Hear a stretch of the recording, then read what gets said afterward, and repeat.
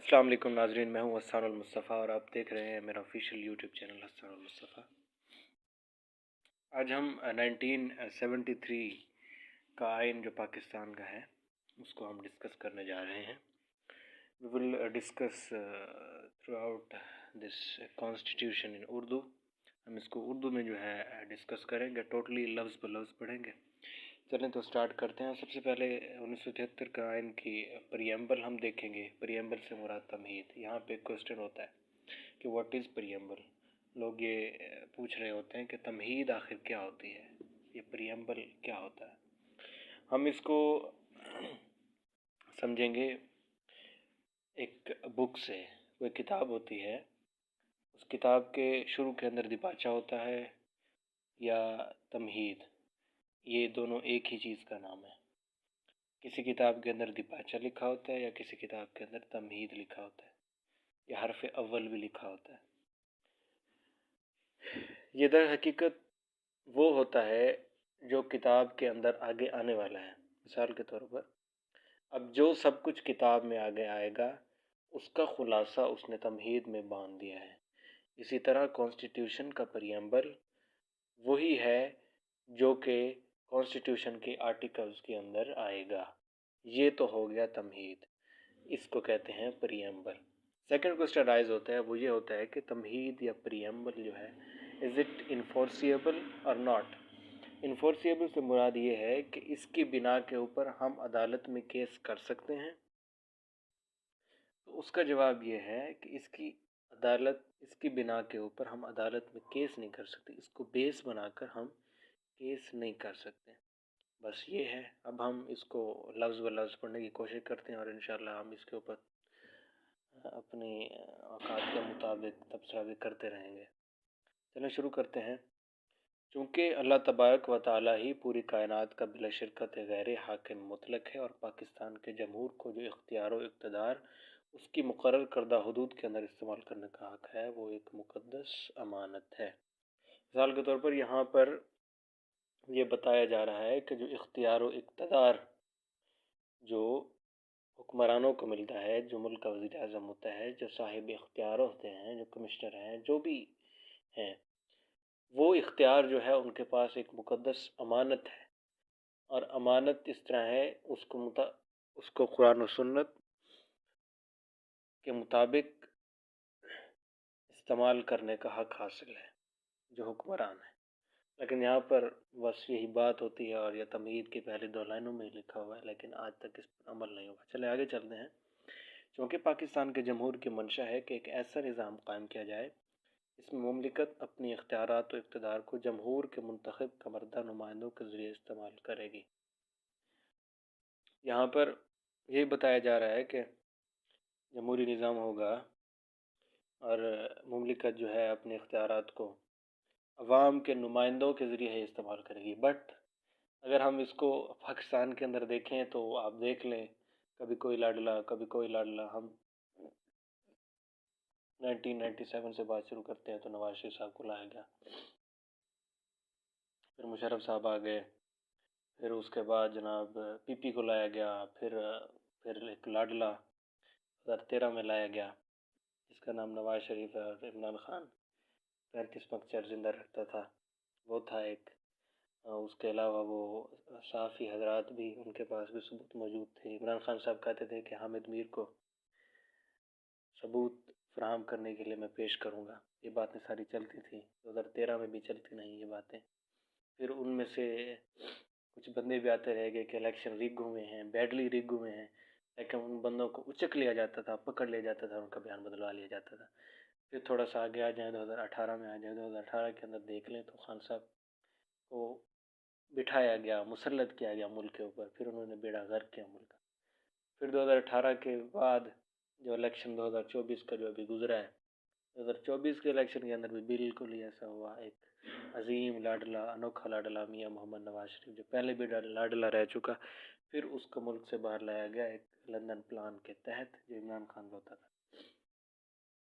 बस फिर इमरान खान ने मजलूमियत का कार्ड खेला। Imran Khan now is a very famous leader of the Pakistani politics, but Noon League and PMLN and People's Party are the failed in front of Imran Khan because Imran Khan جو ہے وہ سیاست کی حیت کو سمجھ چکا ہے. وہ 90s کی سیاست نہیں کرتا, وہ بالکل آج کے نوجوان کے مطابق سیاست کرتا ہے, اس لیے وہ کامیاب ہے. اور پی ایم ایل این اور پی پی یہ اس لیے ناکام ہے کہ یہ 90s کی سیاست کے مطابق کام کرتے ہیں. وہی سرداری, وہی جو ہیں کاروباری افراد ان کے ساتھ اور بڑے لوگوں کو اپنے ساتھ بٹھانے, انہوں نے اپنے عوام کے ساتھ جو ہے اب عام بندے کے ساتھ مطابقت انہوں نے قائم نہیں کی, جس کی وجہ سے یہ ناکام ہے. چلیں ہم آگے چلتے ہیں, جس میں جمہوریت, آزادی, مساوات, رواداری اور عدل عمرانی کے اصولوں پر جس طرح اسلام نے ان کی تشریح کی ہے پوری طرح عمل کیا جائے گا. یعنی کہ پاکستانی کی ریاست کے اندر عدل عمرانی کے اصولوں پر جس طرح اسلام نے ان کی تشریح کی ہے پوری طرح عمل کیا جائے گا. پاکستان کے اندر جمہوریت ہوگی, آزادی ہوگی, مساوات ہوگی, رواداری ہوگی. ان سب میں سے جو ہے وہ نچلے لیول پہ تو نظر آ جاتی ہے, لیکن اوپر والے لیول کے اندر جو ہے ہماری اسٹیٹ ناکام ہو چکی ہے. اور عدل عمرانی سے مراد یہ ہے کہ معاشی نظام جو اسلام نے دیا ہے نا, عمرانیت کے اصول جو ہیں جس طرح اسلام نے ان کی تشریح کی ہے اس کے مطابق چلا جائے گا. مثال کے طور عمرانی اصولوں کے مطابق سب سے اسلام کے جو میجر پارٹ ہے وہ ہے سود جو ہے حرام ہے, ربا جو ہے وہ حرام ہے. بٹ ہم نے آج تک دیکھا کہ باتیں تو ہوئیں, اسلامک بینکنگ سسٹم بھی لایا گیا مفتی تقی عثمانی کی جانب سے. مفتی تقی عثمانی صاحب نے اس کو انٹروڈیوس کرایا تھا, اسلامک بینکنگ بھی بڑی, لیکن اس کو فروغ نہیں دیا گیا. شرع سود آج بھی ویسے قائم ہے. سود جو ہے کھانا وہ تو اللہ تعالیٰ کے خلاف اعلان جنگ ہے, اور یہ دو قرآن پاک میں صرف ایسی باتیں ہیں جس میں اللہ تعالیٰ نے کہا ہے کہ سیدھا اعلان جنگ ہے. ایک سود ہے, اور دوسرا یہ ہے کہ میرے جو اللہ کے نیک بندے ہیں, اللہ کے ولی اللہ ہیں, ان کو جو ان کی جو مخالفت کرے گا وہ بھی میرے ساتھ اعلان جنگ ہے, اور سود اعلان جنگ ہے. آپ اس سے اندازہ لگا لیں کہ قرآن کتنا واضح اور ویری اسٹرکٹ بیان دے رہا ہے کہ کسی چیز کے بارے میں اللہ نے ایسے نہیں کہا کہ میرے ساتھ جنگ ہے, میرے ساتھ جنگ ہے. سود کے بارے میں کہا کہ میرے ساتھ جنگ ہے. ٹھیک ہے جی, اس کے اوپر میں غور کرنا چاہیے. اور سوشل میڈیا کمپینز تو چلتی ہیں, کبھی اس کے اوپر بھی کمپین چلائے نا, بڑی زور شور سے کمپین چلائے سود کے اوپر.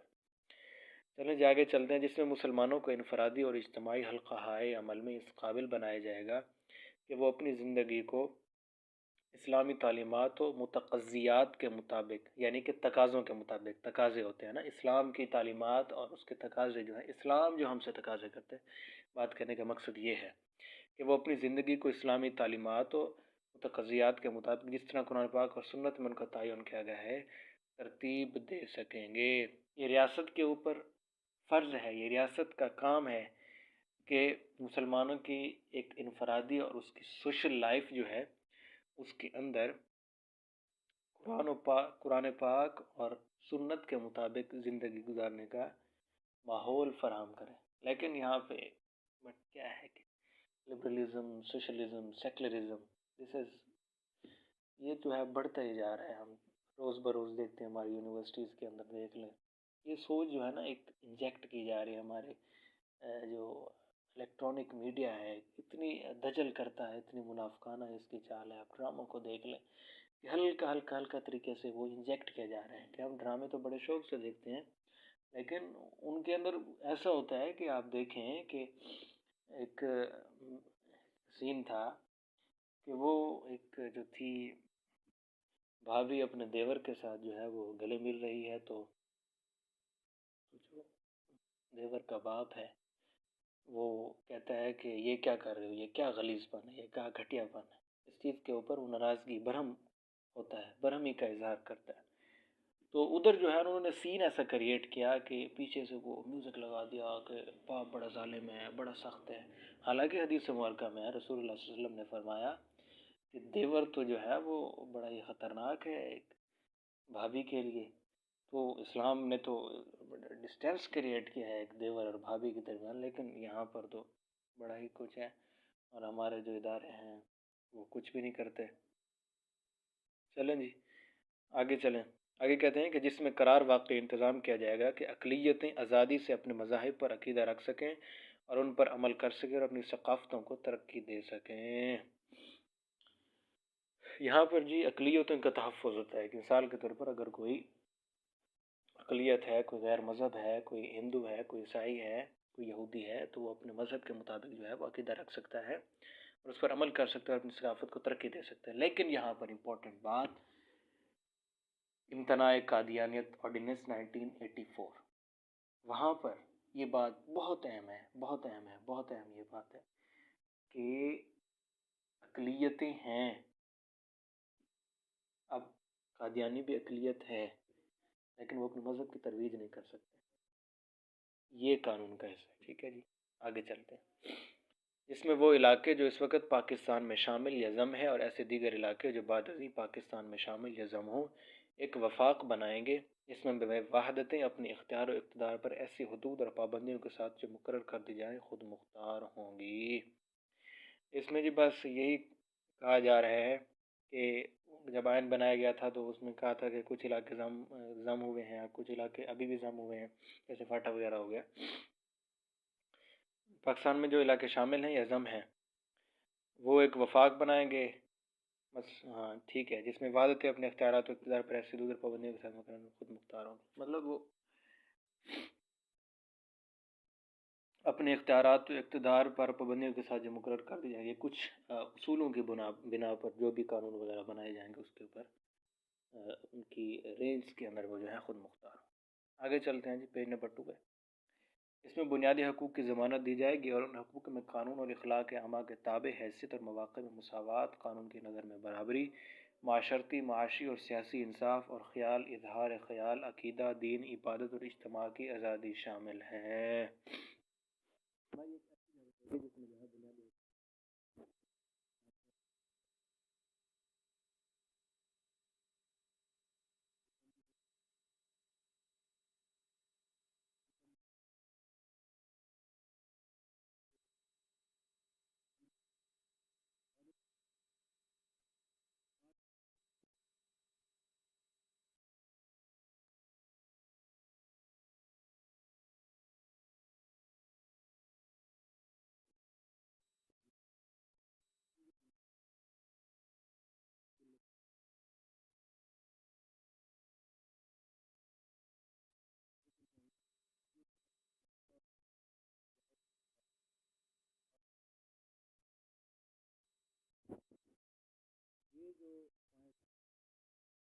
اس پوائنٹ کی بنا پر جو ہے نا وہ بڑا ہی شور و غوغا ہوتا ہے۔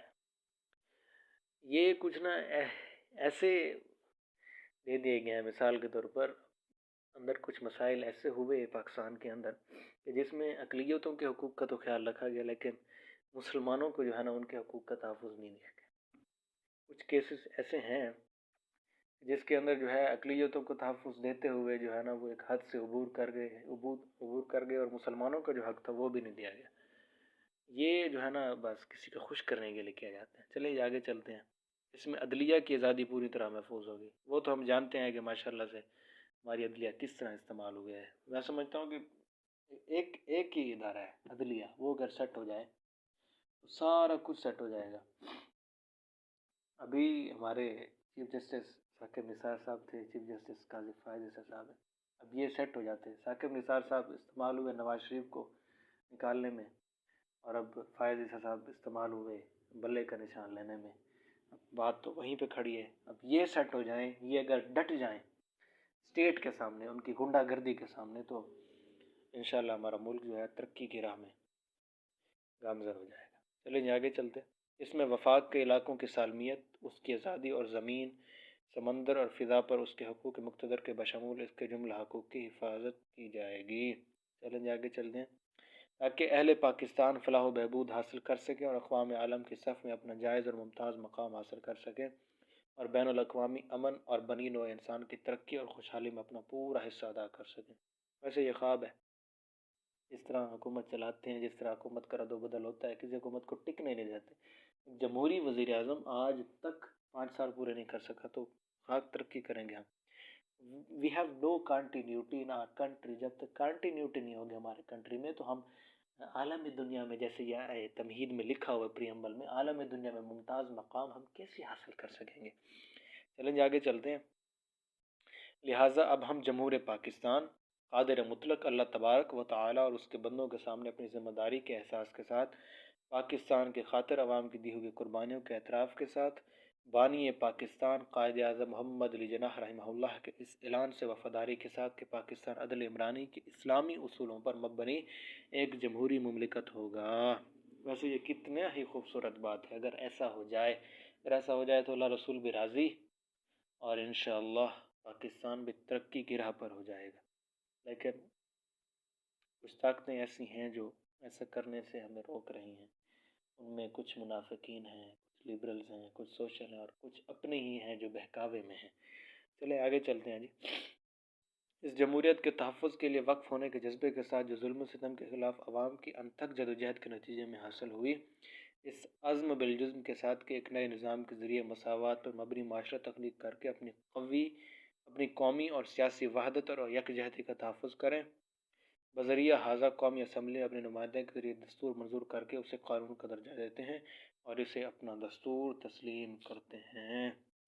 یہ بہت ہی اچھا پریامبل تھا. بہت ہی اچھا یہ جو ہے وہ ایک اچھی سوچ ہے، ایک اچھی بنیاد ہے.